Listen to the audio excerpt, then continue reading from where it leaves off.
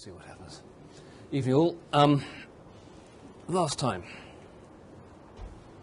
apart from all the introductory conversation, we talked about the different roles of marketing in the organisation, the different sorts of interpretations of the word marketing, different company orientations, different ways you can organise marketing. We talked a bit about transactions and relationships, and then we picked up this thread that's on the board behind me about understanding what's going on out there and using that to create, to develop competitive advantage and turn that into superior value for customers. That's where we left it last time. This evening we'll talk a little bit about the planning process, what plans are for, how plans are constructed, what they're made of, and we'll start taking a look at the sort of external influences that can be brought to bear on plans and the sort of internal influences that have an effect on the way we make our plans. And we'll set up then for looking in session 3 at the marketing audit proper. And I'm hoping we'll find some time this evening also to have a first look at the assignment, the sorts of things it's asking you to do. We will dig into that more deeply in future sessions, but I thought it's not a bad idea to have a look in outline tonight. But first of all, let's talk about the planning process, and a word that they're quite keen on: synergistic planning process. What does synergistic mean? It means a couple of things. It really means joined up, I think. It means it needs to be consistent with itself, and I'll explain what that means a bit as we're going along. But it also means, as we talked about last time, you can't make a marketing plan, you can't do marketing at all without cooperating and interacting with other groups and departments like sales, like manufacturing, like development, and so on. And if a marketing plan is going to be any good, it needs to be compatible with sales plans, manufacturing plans, and all the rest, because otherwise it's all very well saying, let's do this, let's do these target markets, let's do these products, and development designs something else, and the salespeople aren't going to follow your ideas about target markets anyway, then it's not much of a plan. So synergistic means it's all got to work together. Not only has the plan got to be coherent and compatible, but the way you do the planning might as well be coherent and compatible as you go along, because then you're more likely to get a decent outcome. And a decent outcome is not only a brilliant plan, but it's also something you can execute. And we'll pick up all those threads as we're going along. Now, we'll probably find as we're going along there's about 18 different purposes of marketing planning. This is, I think, comes from McDonald actually. The key word here, because we've already talked about developing, having and developing competitive advantage and applying that to deliver value to your target customers. But if we can apply all of our marketing resources to achieve our marketing objectives, whatever they turn out to be, and thereby not only have a competitive advantage, but a sustainable competitive advantage, key word sustainable, then we are building something.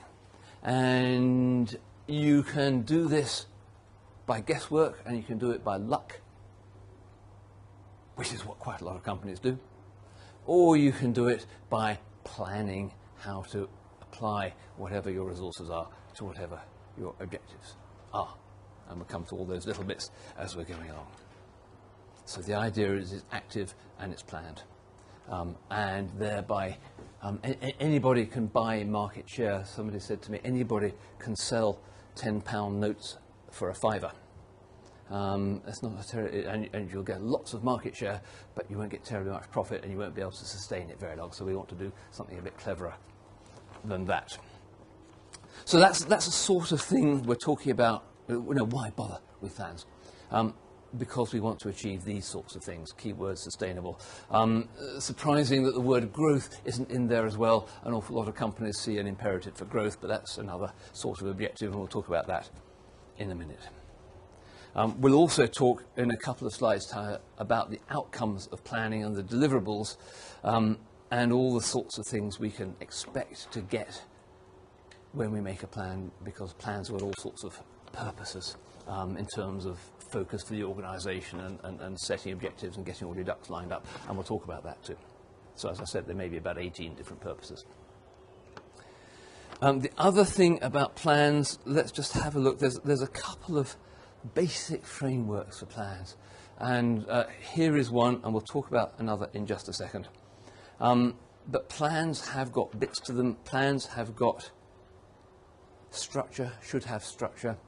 This is quite an important bit, because in the assignment you're going to be asked to make a plan. And if you're going, how do you make a plan? Scratch head. Well, it's not that difficult if you just recall, here are the elements of a plan. And depending on which way you look at it, there are 4 or maybe 6. You may have heard of APIC, APIC. It's one mnemonic for when you get completely stuck. Here are 4 headings, useful chapter headings for making a plan. The one I'm going to talk about in another minute is called SOSTAC. Let me just write SOSTAC down. We'll come to that in a second. Matter of personal choice, which way you like to describe things. Let's look at this. Almost any plan goes, where are we now? Where are we trying to get to?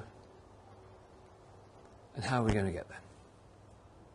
And whether you're planning your summer holiday or the marketing of your business, on the whole, it's that. Where are we now? Really good idea to start from where you are now. Where do we want to get to? Quite often very hard to articulate that, because we don't know if our ambitions and the things we're trying to accomplish are realistic or not. And then how are we going to get there? How does this play out here? Analysis. Situation, that's code for where are we now? What's going on? This is where the information from the marketing audit sits, for example. What's going out there in the marketplace? What are the competitors doing? What do the customers want? What's the situation inside our company? Where are we now? Where do we want to get to is, in this model, is kind of hidden in here. The objectives are sort of lurking somewhere in here. They might even lurk somewhere in there, which is why I slightly prefer SOSTAC in a minute, because that expands that section out in a minute. Where are we going to get to, and how are we going to get there? And how are we going to get there usually divides into 2 parts, strategy and tactics, and in the middle we can argue for a long time about what is strategy and what is tactics. I don't hope to get caught in that discussion, but strategy is on the whole the big picture. How in general are we going to go about this? And this is where, for example, Ansos's matrix creeps in. Are we going to try and develop market share in our existing markets with our existing products, or are we going to try and develop new products to go into our existing markets, or are we going to try and take our existing products into new markets, or are we even going to diversify by taking new products into new markets? These are the elements of strategy. These are different strategic approaches before we start talking about the details of price, promotion, place, and products. Strategy is to do with which bits of the market are we going to go after? How are we going to focus it? We are going to focus on the automotive industry. We are going to focus on the market in the northeast of England. We're going to focus on this stuff. These are all elements of strategy. Tactics generally means the 4 Ps, or the 7 Ps if you're a service business. Product, price, promotion, place, physical evidence, processes, and people, if I've got that right.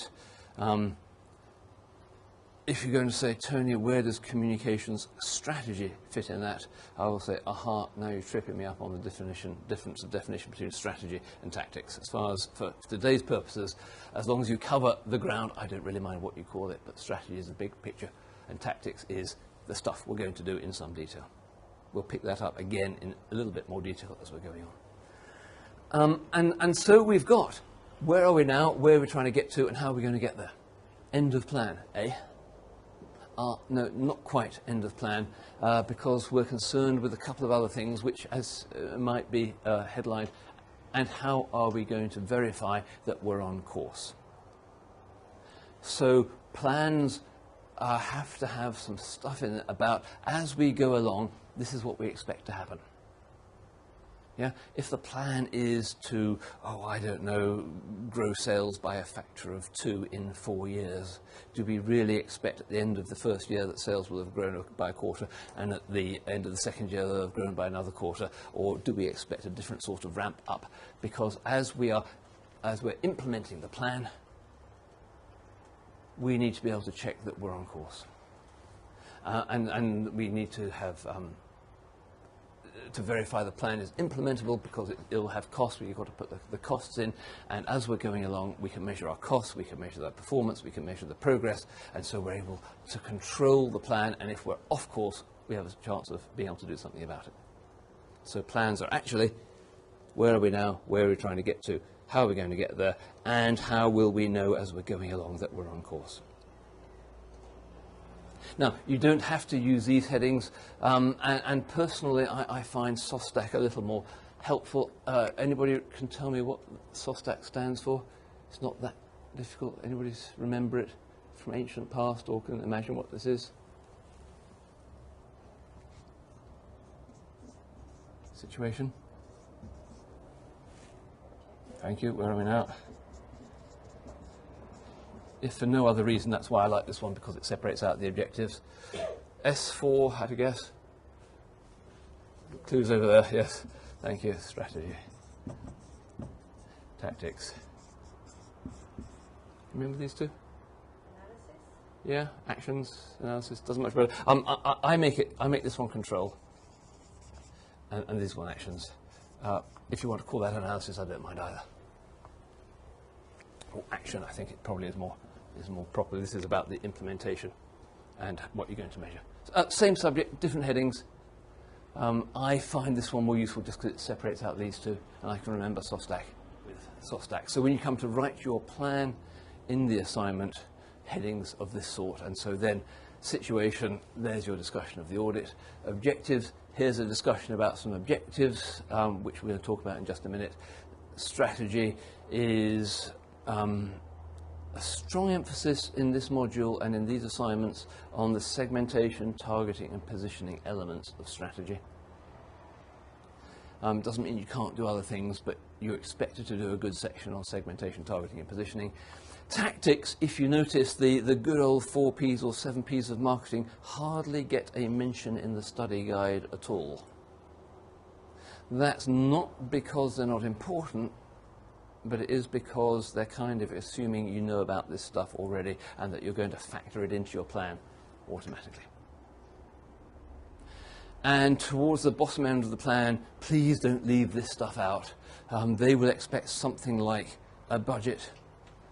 They will expect something from you about, this is how we can tell that we're on course. These are the performance indicators that we're going to measure. This is how we're going to measure them. This is what we're going to do about it if it fails. And again, there's an explicit question about what you're going to do if the plan doesn't work when we get to the assignment. Let's have a little look, an outline look at the assignment. Now, this is the December 2011 assignment, which I think is what you will all probably sign up for. It is on past form. This is likely to be identical to whatever turns up for the March 2012 assignment. So if you're either contemplating waiting until March, or if you're watching this on the recording and it's not, and you're coming up for March 2012, please check with your tutor, but it's likely to be the same assignment. And if you're looking at this even further in the future, for June 2012 and beyond, you can count on it being a different assignment in detail, but a lot of the framework is quite likely going to be the same, because some of the framework has been the same all the way through all the assignments in this module. So, that's the health warning that goes with this conversation. When you download it, you will see a document like this. It's got about 100 pages, well, 12. The first few pages are all about are all about rules and confidentiality and regulations and word count policy and referencing and plagiarism and hard copies and electronic copies. And that gets us all the way through to the end of page 5. One remark to make is if you're looking for the December assignment, then the submission date is November the 24th to Cambridge Marketing College. I'll say that till I'm blue in the face because the CIM say there's a date in December. That's the date by which we have to send it to them. The date you have to send it to us is November the 24th or before. Good, all right then, and if we make it all the way to page 6, it gets down to business. And it's, firstly, there's no optional questions, you have to answer every question. It's called Marketing Planning and Changes in the External Environment. And I'll read the top bit. In your role as marketing manager, let's pretend, for your organisation, or for an organisation of your choice, you've been asked by the senior management to develop a marketing plan. Phew, well, we're in the right module. For your chosen organisation, you should consider the development of the plan in the context of one of the following 2 scenarios. 1 scenario, opportunities for a product or service currently offered by your organisation as a result of changes in the external environment. So guess what? We've looked in the external environment, we've seen some things that are changing, and it adds up to opportunities for one of your existing products. That's a scenario that you might choose. It helps if it's a real one that you're able to find in a proper audit. Or scenario number 2 you can choose, very similar, threats to a product or service currently offered by your organisation as a result of changes in the external environment. We'll see if it's, we'll remind you, or we'll see that when you're looking at the external environment, conducting the external audit about what's going on out there, this feeds you the opportunities and the threats into your SWOT analysis. And so what they're asking you is, look out there, see what's going on, and write a plan in response to either some opportunities that you found or some threats that you found for one of your existing products or services. Now, other assignments from earlier dates than this, and I'm guessing for later dates than this, will simply put different scenarios in at the top, but the questions will be the same. So again, talk with your tutor about it if you find you're doing this not in December 2011. Firstly, you have to choose an organisation. Please choose your own one unless you've got a compelling reason not to. Then have in the back of your mind that you will need to identify one of these 2 scenarios to write your plan in response to. Then what you have to do, it says here, firstly, and this is task 1, conduct a marketing audit. In other words, go look in the external environment and the internal environment and make a note of what you see. Catch, maximum 6 pages. Nothing like enough. So you do that. And session 3 of these classes will go into much more detail as to the ingredients and the elements of a marketing audit. Section 2, task 2, prepare a marketing plan for the medium-term future that evaluates the detailed findings from the audit based on the scenario. In other words, bring up from the audit into the plan the detail to justify your scenario and to describe your scenario, and then recommend and justify an operational plan for a marketing strategy to address these issues. 3,000 words for that bit. In other words, make a plan. 3,000 words, and then there's some stuff about a few extra tables and a few extra stuff, but we'll deal with that in detail, but essentially that's 3,000 words for task 2. And task 3 is called, and that might as well be real life. This could be real, folks. There's no reason at all. I sometimes get delegates raising their eyebrows and say, hey, Tony, I could do a real one here. What a good idea. And why not? Task 3, evaluation report. This is something that you might not normally write in a real life plan because it's asking you 4 questions about the process of making a plan.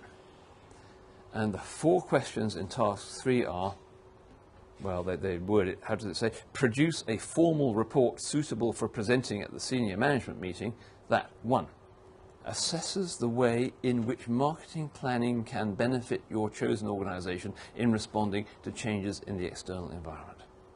So how can planning help? We're just started on that bit at the moment, and when we flip back to the slides, we'll talk more about what planning can do and the roles it can have in an organization. Second question, critically evaluate the role of the marketing audit as part of the marketing planning process. In other words, why do an audit? What's the role of the audit? And identify the problems of information gathering and analysis encountered in undertaking the audit. In other words, why is it difficult? What are the things that are difficult about doing an audit? And guess what? In sessions 3 and 4, it will focus on the audit and some of the issues involved with that. Question 3 in task 3 says, explain and justify how an appropriate competitive strategy has been developed as part of the plan for the organization using a segmentation, targeting, positioning approach, which is why I mentioned that they're kind of keen on segmentation in the plan, because they're asking you how brilliant you've been when it came to doing your segmentation, targeting and positioning. And it should also, it says, should evidence how the marketing mix will be used to achieve the desired positioning. So here is the marketing mix creeping in, the tactical approach creeping in. And lastly, identify the possible issues that may be encountered when implementing the marketing plan. In other words, what might go wrong. The market might change all over again. What are you going to do about it? And practical proposals for resolving this. And so task 3 is another 3,000 words. And then there's the stuff about a page of background on your organization so the examiner knows what you're on about. Okay, so the 3 bits, the audit, the plan, and these 4 questions at the end. In among it all, you've got to pick up one of those 2 scenarios about opportunities and threats, and it will need to be a medium-term plan. And you're going to say, Tony, what's a medium-term plan? And I will say to you, that depends on your organization. Every organization's got a different tempo. It's probably easier. You may very well have especially the large corporates will have a large planning cycle. My guess is long-term planning is something like 5 years. Although that's pushing it, isn't it, nowadays? Yeah, 3? 1 to 3. But different organizations have different tempos. I'm working with an organization at the moment whose idea of long-term planning is 3 weeks. Because so much is going to change between now and then, you can't do anything but very crude stuff more than 3 weeks into the future. That's kind of exceptional. I know somebody else, there's another organisation that's making a 100-year plan at the moment. Royal Veterinary College is trying to set itself out for 100 years. So kind of varieties, there isn't a correct answer, but you will have a feeling in your organisation for what a long-term plan would be.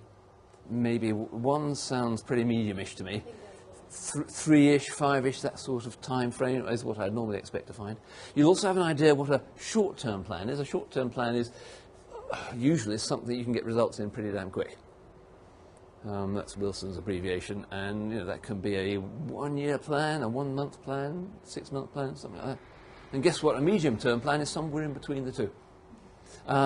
Brilliant, eh? But the examiner would appreciate a sentence from you saying, the time scale for this plan has been chosen as 18 months or a year or 2 because in our organisation this amounts to medium term, because that's what long term feels like, that's what short term feels like. They want a little discussion from you.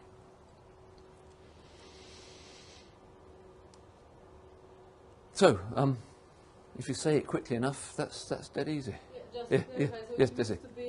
So we need to choose part of the business. Obviously, it won't be an overall marketing plan for we need to pick up a product, a specific product or service. Because if a company has, a whole variety, a whole range of yes. hundreds of products, then you'll explode. Yeah. Yes. No. It's. They've done this often enough. Yes, opportunities for a product or service currently offered by your organisation, and then it says let's pick their words. Prepare a plan for the medium-term future that recommends and justifies an operational plan for a marketing strategy to address these issues. So it can be, how are we going to respond for that product or service to these new opportunities or threats? Yeah, so there's a focus on There's a focus on that, because otherwise you'll just explode. Exactly. Yeah. Now, Now, it doesn't take, it 2 months. doesn't take 2 months, and you may find it necessary, or not, to refer to your other products or services, but this is a plan about that particular product or service that's got this new opportunity or this new threat. And you might say, there's a threat. I suspect this wouldn't get you very far with the examiners, but here's a threat. We must completely scrap this product line because we've got all this other stuff we should do instead. That's reasonable in the real world, but that's not quite the spirit of what the examiners have in mind. They'd like something a little bit more constructive than that, I think. But yes, you can focus down on that. And the process for doing this, this is stuff that you've got to do. We will deal with all the content as we're going along through the classes. The submission has got to be on November the 24th or before. Between then, there's a couple of key interactions that you've got the opportunity to do with me, apart from the classes. One is, sooner rather than later, make an outline of your assignment. Chapter headings, choice of which scenario you're going to pick, half a page on your company so I know what you're talking about, and these section headings for your plan, for your answer, sorry. If you let me see that, I will comment on it to make sure you're in the right sort of shape. I'm allowed to give you formative guidance. I'll say, hang on a minute, no, you've misinterpreted, sorry, that piece belongs over there, this piece belongs over there, this scenario sits there, and so just so we get the organisation straight before you start writing tons and tons of script. That's the first point where I can review things. And secondly, and this will be later rather than sooner, you write a complete draft of your assignment, and you let me see that, and I will do the same thing for it. Again, I'm not allowed to write it for you, that would be absurd. I'm not allowed to advise on content, but I'm allowed to advise on form. Yeah. Now, you should do that and get that draft to me at least a month before the final deadline. So magic date 24th of October. If you can do it before then, so much the better. Because my inbox gets kind of full on the 24th of October because there's you lot and I've got a couple of dozen distance learners as well, and it gets kind of busy. But that's a really important part of the process because it's surprising how easy it is to miss things and misinterpret and get tangled up, and my job is to help you get untangled, if that's okay. So those are the parts of the process for doing this. So you're not completely on your own when it comes to doing this assignment. And of course, if you want to catch me after these evening classes with particular questions, that's absolutely fine too. Okay? Yeah. Are there several assignments done by previous delegates which are accessible? Yes, there is at least one on the website, specimen answer. You can download it. It's a specimen answer, sample answer. You should take it with several pinches of salt for 3 reasons. One is it was answering a different set of questions. And if I remember rightly, the challenge was to produce a long-term plan. Shall we just interrupt for a second? See, it worked.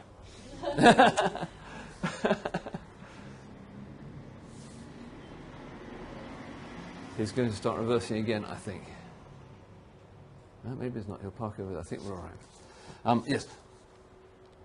Firstly, it's answering a completely different set of questions. Secondly, it's not the only style that will work. And thirdly, by the way, when you put in, and we'll talk about references later on, you're supposed to use Harvard-style referencing. This delegate used something that's called Vancouver-style referencing, so please don't copy the referencing style. It's not about copying the English, just to have a look. Just to have a look, yes. But some people have got themselves into more of a tangle by looking at the specimen answer. rather than less. So take it with a pinch of salt. There is no right way of doing this. My recommendation always is with these things, as in real life, tell a story. Yeah, paragraph after paragraph of dry prose is going to turn off senior management and it will turn off the examiner. Make it easy to read, do bullets, do sections, break it up, do small paragraphs. Don't do paragraphs for the text, because although it will contain all the right stuff, it makes it really heavy going to read. In real life, you shouldn't be subjecting your management to that. And examiners, depending on the time of day, are pretty busy. And you want to make your stuff jump off the page for the examiner's benefit as well. So don't think you've got to write exquisite, handcrafted Shakespearean English. Although it'd be quite fun to see a plan done in verse, but that'd be another subject. One day, I want to try and do that, but that's another subject, and we're getting off the script. So as long as you tell the story, and as long as it comes off the page pretty easily, then it doesn't much matter. The examiner is much more keen to see that you know your stuff, you know your theory, and in particular that you apply it in the context of your organisation and of the scenario that you've picked. And you've got ample opportunity for discussing that. And if you're going to worry because your organisation is no good at marketing, then please don't, because you've got tons of opportunity to explain how it could be better. And that's exactly what the examiner is looking for. If your organisation is fantastic at this stuff, then you've actually got a slightly harder job, because all you can do is to spell out and point out just how fantastic it is and why it's fantastic, which is, for me, a slightly harder thing to do. And don't worry if your company is too small or too big or too servicey or too producty or whatever it is, because it doesn't matter. The last session and the last section of the syllabus is all about this stuff is applicable in every single sort, shape, flavour of business, whether it's sports or services or business to business or whatever. It's all about how you apply it. And just because yours is not a conventional retail scenario doesn't matter. Most businesses, at least around here, are not conventional retail scenarios, and the examiners know that perfectly well. Good. While we're at it, the examiners, as well as picking through those threads that I talked about last time, your story has to include, this is a competitive advantage, these are the target markets, this is how we're going to lever the competitive advantage to deliver superior value in response to this threat or this opportunity, and that's why the plan will work. That thread's got to go through your story. The other thing the examiner likes to see is that you have read around the subject. What does that mean? And it means two things in particular. One is, whenever you quote theory or refer to theory, put in a textbook reference. McDonald, page 218, says this, or other. This is, I hereby assert this. This is how you do segmentation. These are the bases of segmentation. McDonald, 2010, page 99. So put in your textbook references, preferably to more than just the one textbook, because we want to show the examiner we've read around the subject. So if you can get hold of another textbook or two, that's really helpful. There are also some quite decent websites which you can quote from. Please not Wikipedia, that's not regarded as a decent source, but there are some quite nice ones. A personal favourite of mine, by the way, is called www.quickmba.com.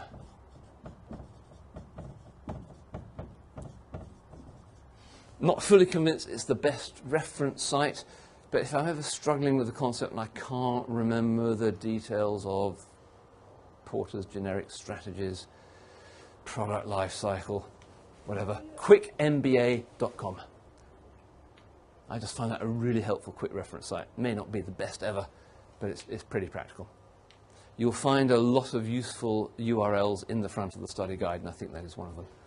Textbook references, wherever you can, refer to the theory. To show the examiner you haven't just invented it, you have to spell it out to the examiners. This is where I found it. Kotler says this, Dibb says this, Fifield says that, McDonald says that. You're demonstrating you've read around the subject. The other thing they want you to do is, especially in the audit, where you're going to dish up tons and tons of information about your world, about your customers, about your competitors. Where do you get your information from? Put in the references. Even if it's obscure trade journals, conferences weekly, fish farmers fortnightly, or whatever the heck it is, whatever you like. But this is fine to show the examiner where you've got your stuff. Newspapers, Financial Times, Economist, BBC websites, whatever is appropriate, just show the examiner where you got it from. They like that. Which is why I made the point about Harvard-style referencing. And if you're stuck for Harvard-style referencing, there is a crib sheet on the CIM website. If you can't find that, let me know and I'll email you a copy of that. Good, so that's what you're in for with the assignment, and that's where I can help, and that's the sort of structure. And the point about what we said earlier was when you come to write the plan itself, it needs to have some structure, one way or another. Give it these sorts of headings or those sorts of headings. It helps you lay it out. A point of tiny detail, which again we'll come back to. I can argue that you could put the objectives at the top before your description of before the audit, or I could argue you could put the audit first and then the objectives. I don't think it matters. The rest of it ought to follow roughly in that sort of sequence. Good. So that was somewhat by way of a digression, but it helps connect what we're doing now with what you're going to have to do in the assignment. Now then, let's go back and let's go back to the slides and look at some of the other things that you need to know about. Planning.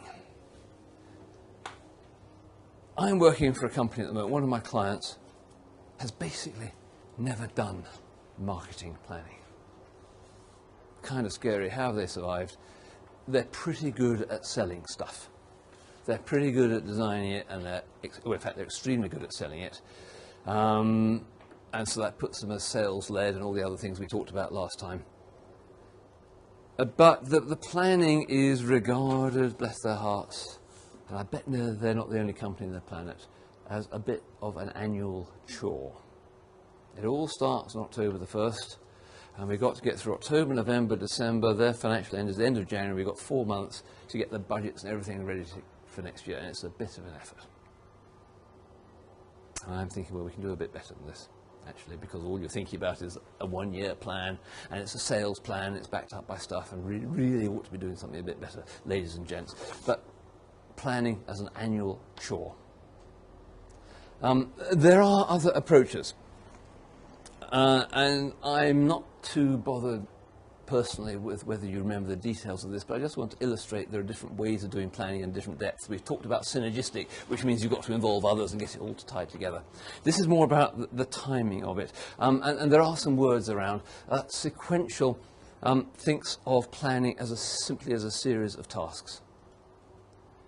Let's do an audit first, and then let's set some objectives, and let's do this, and let's do that, and let's talk to the salespeople about targets, and let's do this, and let's do that, and then we need a development plan, and so we'll do it. That's not a terribly uncommon thing.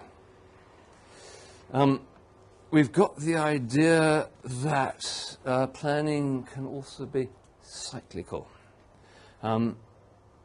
It's something that you might almost say, the plan is almost what's the word for it? I was going to say continuous. You start by seeing what's going on. That actually takes quite a while. You generate a plan, you start executing it, you see how you're doing it, and because the world is changing and because we see other things about the world and we see the plan is drifting off course, we're actually going to have to change this, and it goes in a cycle, and we adjust ourselves about every 12 months, and the planning goes not as a 4-month cruncher just at the end of the year, but it goes in a cycle which runs in a 12-month period. Iterative simply says it goes on and round and round and round, and actually for me, in a proper synergistic planning process, you've got lots of little cycles inside this as well.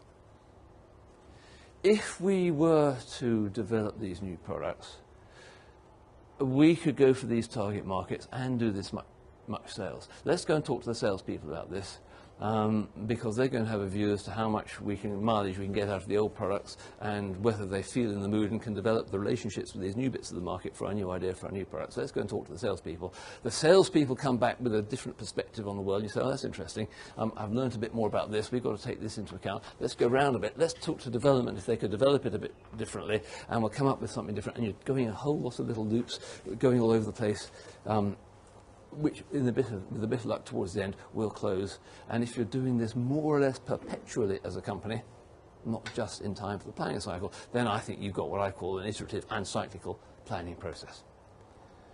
And the client company which I'm working with at the moment, I think I have to persuade them to make every year, thereby continually refreshing, something like a 3 to 5 year plan for each one of their brands.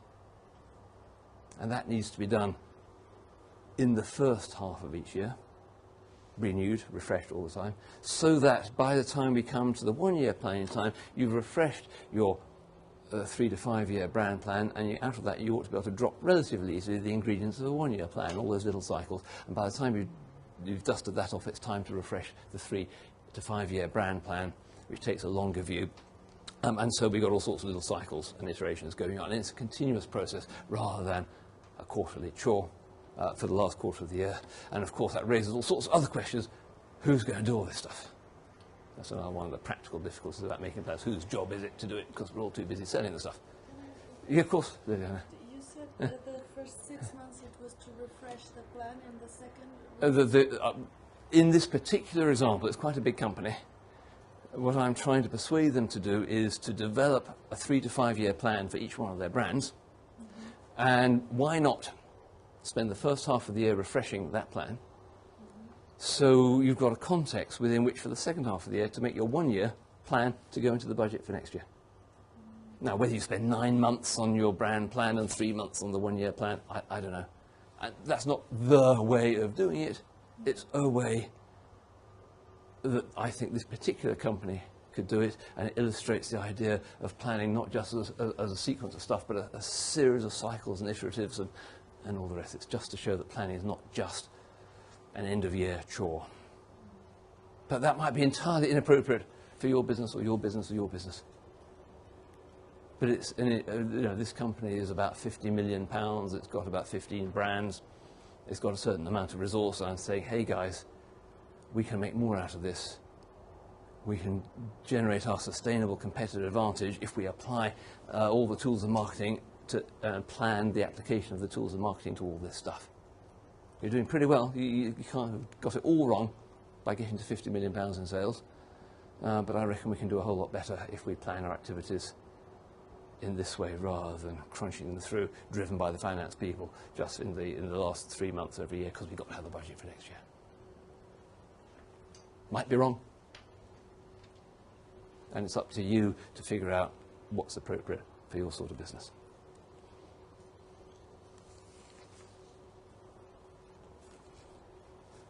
I've got another client whose idea, I think I mentioned this, whose idea of long-term planning is anything more than 3 weeks in the future. Because their world is changing so fast, there's simply no point. We're going to try something new. This is in the world of mobile phone apps. We're going to try something new. If it works, we could get 500,000 users in 3 weeks' time. Then the way we conduct our business is going to be totally different than if we only have 10,000 users. So there's no point in looking more than 3 weeks into the future. So I haven't dared talk with them about 5-year plans. I just laugh. So it's different in different places. All right. The sorts of things that can fit into a marketing plan, and this is where it came from at McDonald, in and around these headings. Not compulsory, but these are the sorts of things that go in there. Mission statements. We've got how many people in the room? 9. 9 different businesses.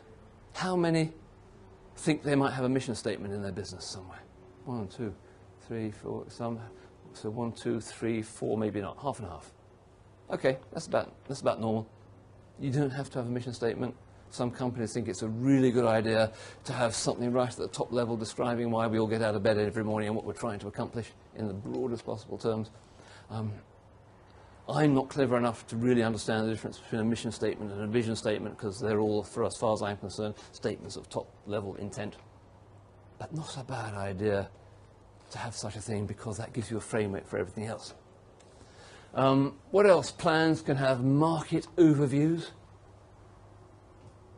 I'll talk more about that when we get to audits. For my money, an assessment of the market landscape and the customer landscape is about the most important thing there is in the where are we now discussion. What else? SWOT analysis, we'll talk about that. Strengths, weaknesses, that comes from your internal audit. Opportunities and threats, that comes from your external audit. Portfolio summary, if it's important. If you've got a lot of products, sometimes it's really important to have a discussion to show how they complement each other, how they balance, and how you're going to manage the portfolio. Objectives and strategies, forecasts and budgets, financial summary. Most plans in the end have got to be interpreted for the bean counters as well as the marketers, because if we can't turn it into money, sadly, many companies think that the only thing you can measure is money. Because they haven't heard of customer satisfaction and market share and a few other things which are really important as well. What have I missed? I jumped some. Yes, this one, assumptions. For the purposes of this assignment, you're not going to be able to research the market as thoroughly as you would like, because you've only got a certain amount of time, you've got no resources, and you've only got 6 pages to write it down in. In real life, you still don't have the opportunity to evaluate the market as much as you'd like, because it takes time and effort and money, and your companies haven't got unlimited time, effort and money. Or if they have, please come and see me afterwards, because I like to make friends. It doesn't work that way. So sometimes you've got to make assumptions. Yeah, this is okay.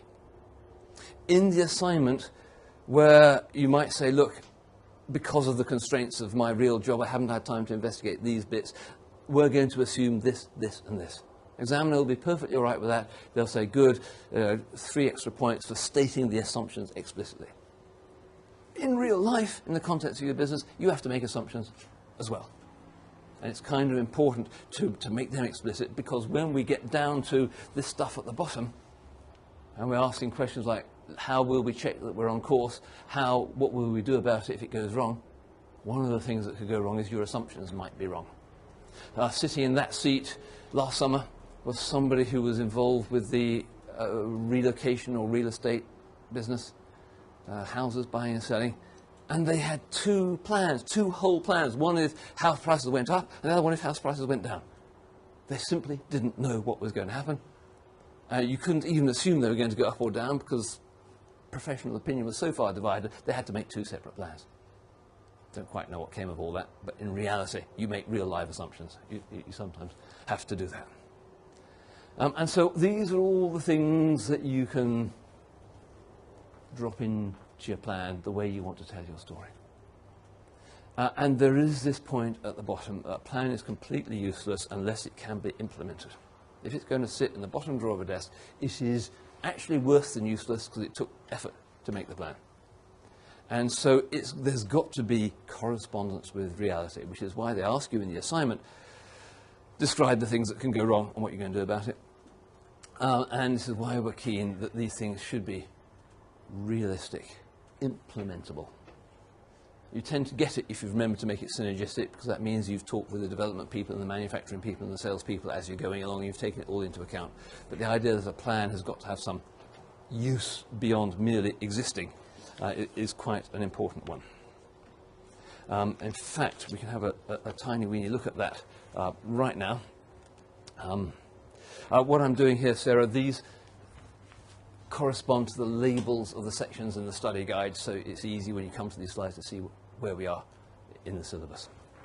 And so we flip into the role of the marketing plan. And that's about what, again, we're back with what's the point of a plan. It turns out the plans can do lots of things for your organisation. This is what the sort of thing they're looking for in the first question of the evaluation report in the assignment, where it says, explain, Let me find the words. Assess the way in which marketing planning can benefit your chosen organisation in responding to changes in the external environment. Well, on the whole, and I may have missed some here because I ran out of space on the page, it does a number of things. I haven't even written down, it articulates organisational purpose. It spells it out. It's quite astounding if you're making a plan properly and you talk with senior management about organisational purpose, vision and objectives. It's quite astounding if you talk to 6 members of the management team. You'll get 6, often as not, you get 6 different answers. One of the uses of a plan is to articulate it and force it down and to get it agreed. Another thing is it spells out, we're going that way. The strategy section of the plan says this is the direction we're going to go in. This is the context within which we're going to set our actions. It's almost the same thing, but it's not just about this is where we're going to go, but these are all the things that we're going to do to achieve that. And if anybody's got any better ideas, that's fine too, because the plan is not going to be perfect. It allows us to cost everything. This is all very well, but if it's going to cost you £3 million to develop a new product and we're going to get £100,000 of sales every year, it ain't such a brilliant plan. The idea that the plan should be costed, and it will enable us to say, okay, this plan is coherent, we're going to put this much resource into this product line and that much resource into that product line and this resource into developing that bit of the market. And so on. I don't want to read every single line of it. Although, having said that, this is important. It's really easy as a company to sit back once you've made the plan and just watch things unfold. It's a really good idea for somebody to keep checking, are we on plan? Is this unfolding the way we thought it would? If not, what are we going to do about it? If only because next year you'll make a better plan. We learn the difference between what we thought was going to happen and what it actually does happen. And so if we measure how we're doing as we're doing it, we'll get better at planning. And so plans become a more useful tool for doing this because they're likely to be a bit nearer to the truth the following year. Coordinates is good. Internal communication is good. We talked about that last time. And just sometimes, because I noticed another volcano went off about 6 weeks ago, didn't they? And I thought, uh-oh, I wonder who's learnt volcano proofing from last summer's exercise. Just sometimes, if you've done your contingency planning, you're in a better position to react to unexpected things. But if they're really unexpected, they won't be built in. But if they're slightly unexpected, you might just have thought about it in your contingency planning. So plans can do all sorts of stuff. Not all of which is super important for your organisation, but this one and that one and that one, or whatever it is, might be really important in the context of your organisation and what you're trying to accomplish. 5 to 7. I think what I'd like to do is pause now for the cup of tea, and we'll reconvene 10 minutes or so. Good. These are the sorts of things that a plan can do. This is why we do planning. This is why it helps. This is why it helps us respond to changes in the marketing environment. Moving on a little way, and back up the objectives level. I'd like to talk a bit about objectives,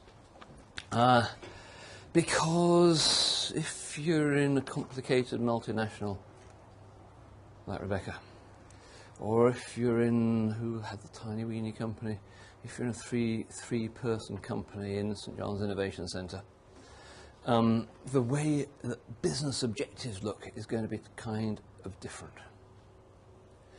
And this is important because we want our plans to be all joined up, and as this guy was saying earlier on, implying at least, it would be nice if we could connect up with the proper financial bits.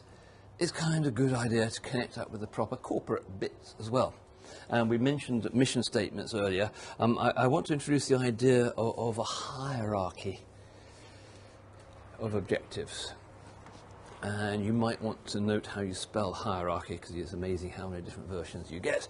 The idea is, especially in the bigger companies, somewhere up in the stratosphere, just south of the mission statement and the vision statement, there will be the corporate objectives.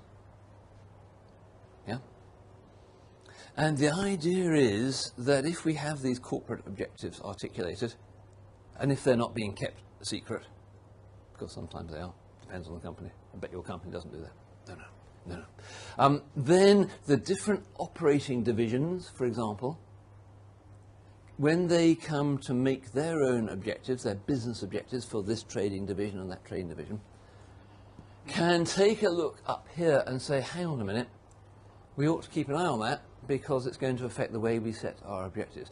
If the corporate objective is to be the El Cheapo supplier of everything on the planet, we're not going to get very far if our business objectives amount to high price, high value stuff. Just won't fit. So the idea is that the higher level objectives influence the setting of the lower level objectives. And equally, if we achieve these objectives, they're supposed to contribute to the overall achievement of these things. And this deploys right down inside an operation division.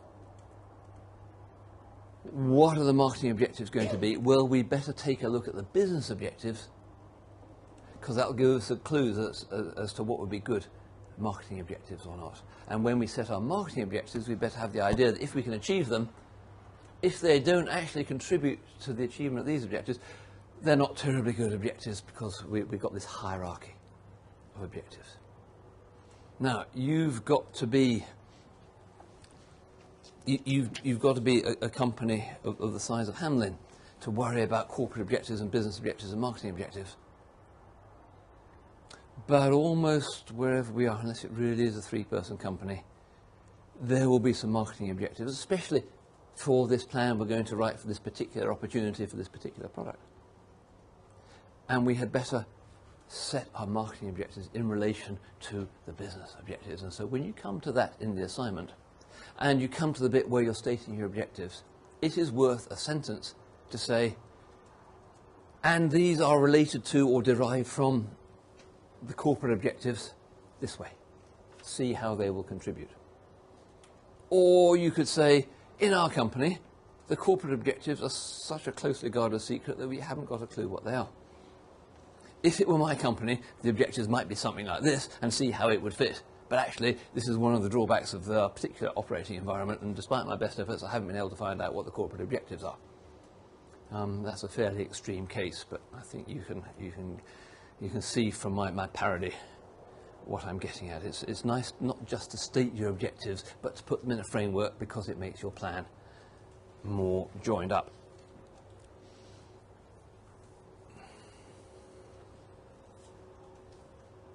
And of course, there's lots of different sorts of objectives that you might find at the different levels. Marketing objectives tend to be about things like sales growth and market share growth and maybe profit levels and maybe recognition and stuff like that, which you all know about. But corporate objectives and some of the other sorts might simply be expressed in organisational terms or financial terms or any sorts, any of these sorts of headings might be headings for the objectives which you've got to try and fit in. For example, an organisational objective might be, we want a branch in every major country on the planet by the year 2015. That might be a top-level objective. So if your marketing plan calls for a lot of international sales through distributors, you better explain how that's going to turn into and contribute towards setting up sales offices in individual countries by the year 2015, because otherwise you're at conflict with your corporate objective. And mind you, there's plenty of ways in which selling through distributors is a very good way, a very good first step towards getting an office set up, because it's teaching you a bit about the market as you're going along. So it's not necessarily wrong, but the point is they've got to be related.